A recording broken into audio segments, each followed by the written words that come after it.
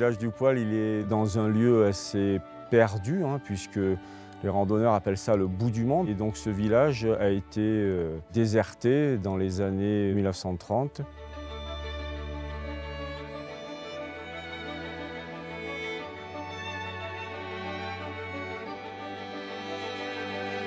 L'église date de 1056, elle était dédiée donc à la Vierge Marie à cette époque-là. L'église, elle était vraiment détruite pour la plupart, il restait ce mur.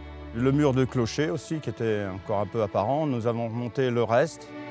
Notre première mission a été déjà de faire un premier projet avec la mairie pour sécuriser les murs, pour pas qu'ils tombent sur les randonneurs ou sur les visiteurs. Et ensuite, on a restauré la petite chapelle, qui est l'ancienne sacristie. En fait, de fil en aiguille, on en est venu à se dire on va faire des chantiers, on va héberger les gens, on va encadrer des bénévoles par des professionnels reconnus et on va reconstruire l'église.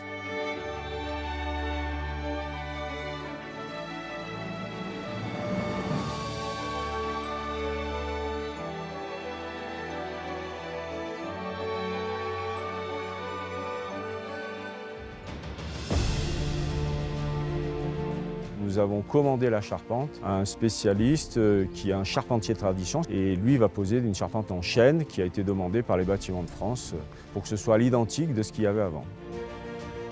Pour la pose de la charpente, il y a des difficultés d'accès du lieu.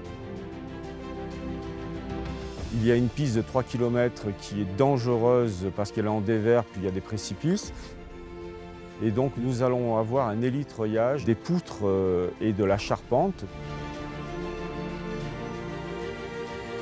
Pour nous, ça c'est une première. Je pense qu'il n'y a pas beaucoup d'entreprises qui arrivent à faire ce genre de levage. On ne le fera pas beaucoup de fois dans notre vie, certainement.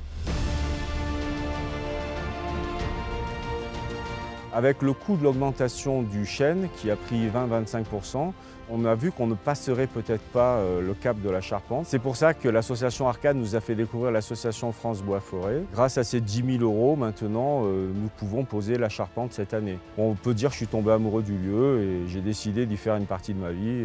Et si des personnes viennent s'installer dans les années qui viennent, on aura sûrement aussi réussi une partie de notre mission pour que le lieu revive.